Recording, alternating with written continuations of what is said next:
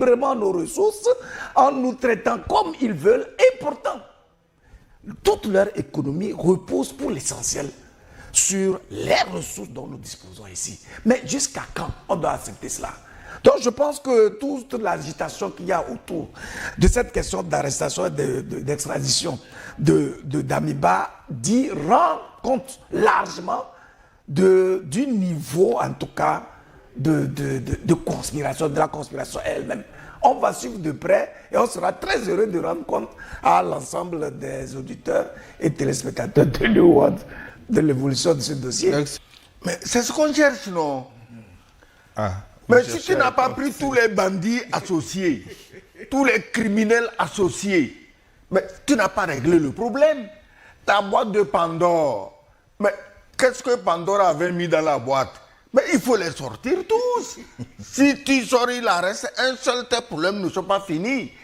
C'est la boîte de Pandore là même qu'on cherche. Si ça ne tenait qu'à Damiba, Ibrahim Traoré peut lui dire, ben, écoute, après tout, on est les mêmes, on est des officiers, tu as déconné un peu, bon, on te met en résidence surveillée, tu restes là-bas. C'est la boîte de Pandore qu'on cherche.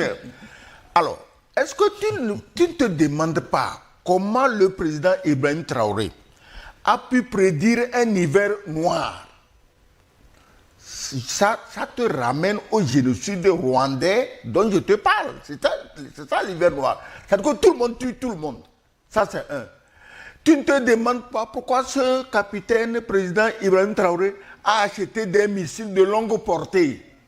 Les gens disent, ah non, ça ne sert pas, on ne va pas tuer les terroristes avec missiles de longue portée. Non, ce n'est pas les terroristes qu'on va tuer avec ça, c'est vous-même qu'on cherche.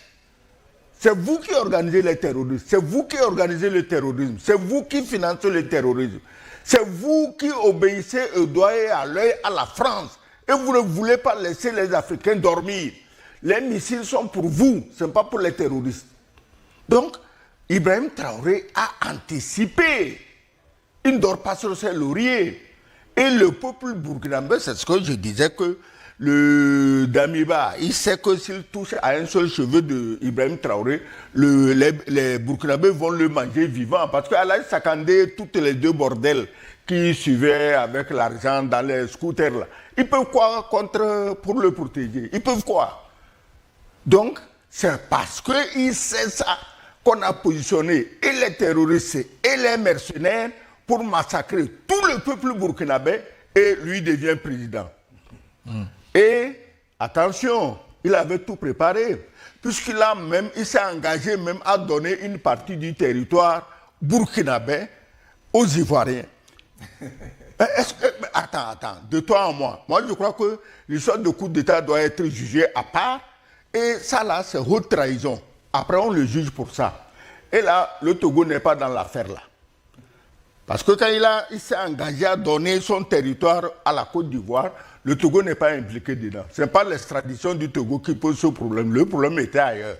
Donc on le jugera avec toutes les conséquences. Tu imagines, un officier, un civil n'a jamais osé faire ça. Toi, un officier qui a juré défendre l'intégrité territoriale, parce qu'on t'a donné 2 vestes à Abidjan, tu prends des centaines ou des milliers de kilomètres carrés de ton pays pour donner 2 vestes à Abidjan. Comme si vous étiez là. Le sarcasme de comme si vous étiez présent quand on donnait les vestes. Non, pour être sérieux, je pense qu'il faut saluer la capacité d'anticipation du régime d'Ibrahim Traoré. Parce qu'en réalité, c'est la même histoire qui allait se répéter. Capitaine Thomas Sankara, qui vient pour engager une révolution à la tête du Burkina Faso, on le saute. Et vous avez vu, le Burkina Faso a basculé dans une dictature pendant 27 ans. Et puis donc le pays était encore sous la coupe des impérialistes, etc. Aucun déclic déterminant. Voilà un jeune de 33 ans, capitaine de son État, qui vient au pouvoir et qui commence une révolution, mais avec des résultats remarquables. À la limite, c'est un miracle que le capitaine Ibrahim Traoré est en train d'opérer à la tête de ce pays-là.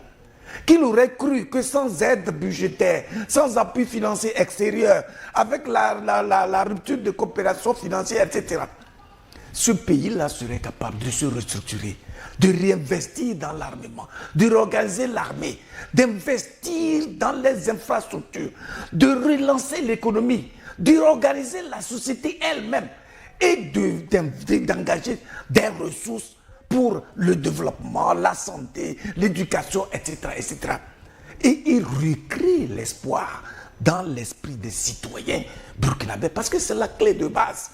Si les citoyens ne sont pas dans les bonnes dispositions, s'ils ne s'engagent pas dans la vision initiée par le dirigeant, s'ils ne sont pas mobilisés et à développer une certaine fierté d'appartenir à quelque chose de précieux, il est impossible de gouverner et de développer le pays. C'est ce qui est en train de naître justement au Burkina Faso, tout comme dans l'ensemble des pays de l'AES.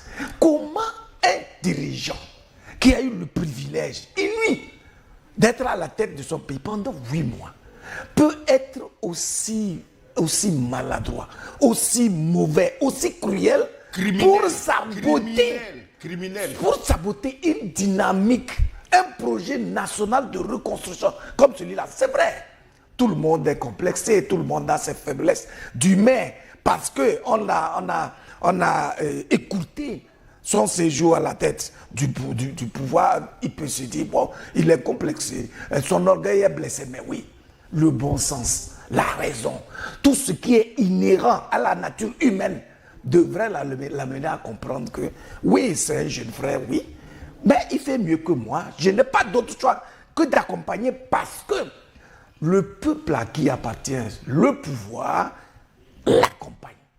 Je suis un citoyen, ma personne ne peut pas compter, surtout dans un contexte de guerre où normalement les individualités, les égos personnels, les aspirations personnelles doivent s'éteindre littéralement au bénéfice d'une vision commune qui permettra justement de mettre les ennemis hors d'état de nuire.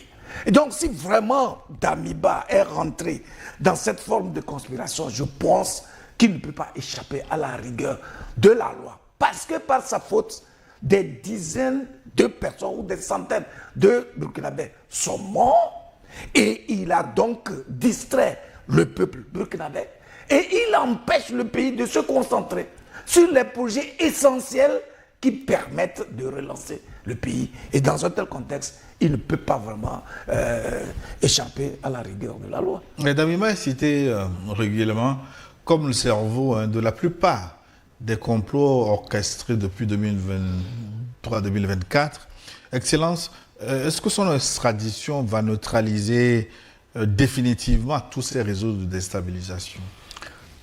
Le Burkina, si on coupe la tête, est-ce que les le Burkina, le Mali, le Sahel, eux, ils sont engagés dans une lutte implacable contre les terroristes.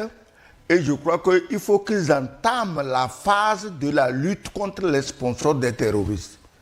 Ça, c'est important. Damiba seul ne suffit pas, parce que Damiba même était poussé, financé, encouragé, avec des soi-disant influenceurs. Tout ce monde-là. Tant que c'est Damiba seul que tu tiens, ils vont continuer leur pagaille. D'ailleurs, il faut suivre les réseaux aujourd'hui. Qu'est-ce qu'ils sont en train de dire?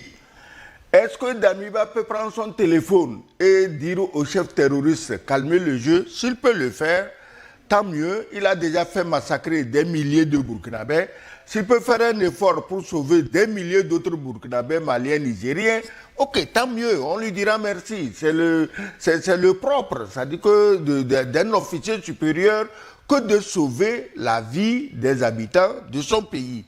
Mais on n'est pas naïf pour croire que, au contraire, moi je crains que son arrestation ne rende encore plus virulent les soi-disant terroristes, juste histoire de dire, en fait, ce n'est pas Damiba. C'est-à-dire que la preuve, vous l'avez arrêté, mais ça continue, non?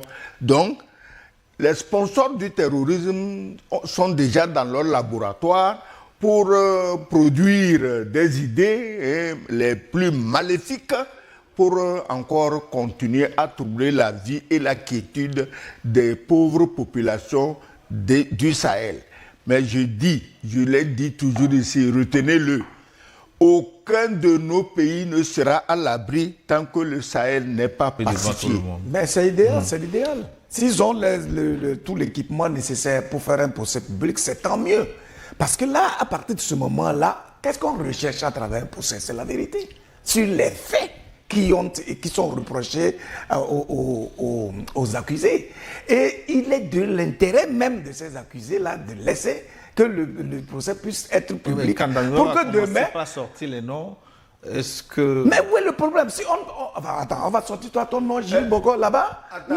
D'ailleurs, pourquoi sortir un nom est plus criminel que les gens continuent? Voilà, c'est-à-dire que si des gens ont trouvé opportun de se rendre complices ou acteurs des actes subversifs contre un État souverain, c'est l'occasion justement de révéler leur nom.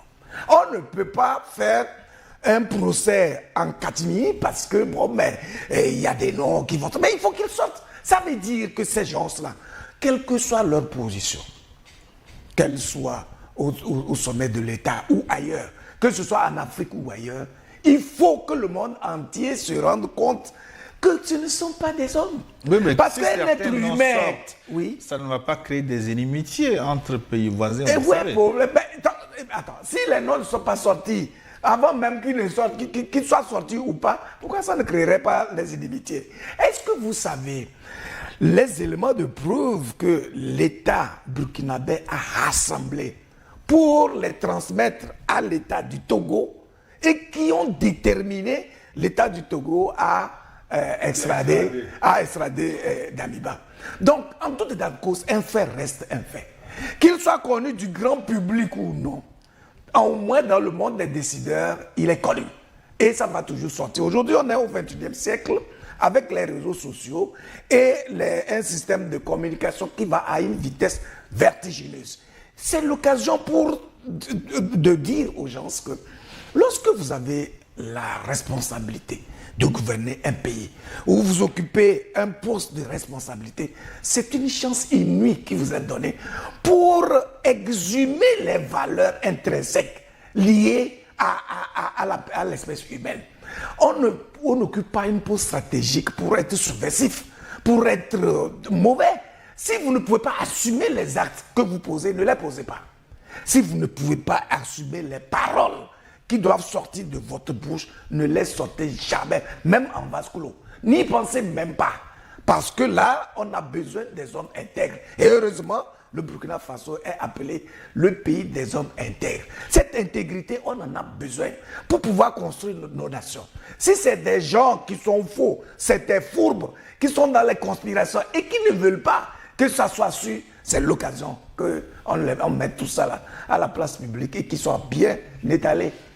Non, il faut qu'on le juge en public. Absolument.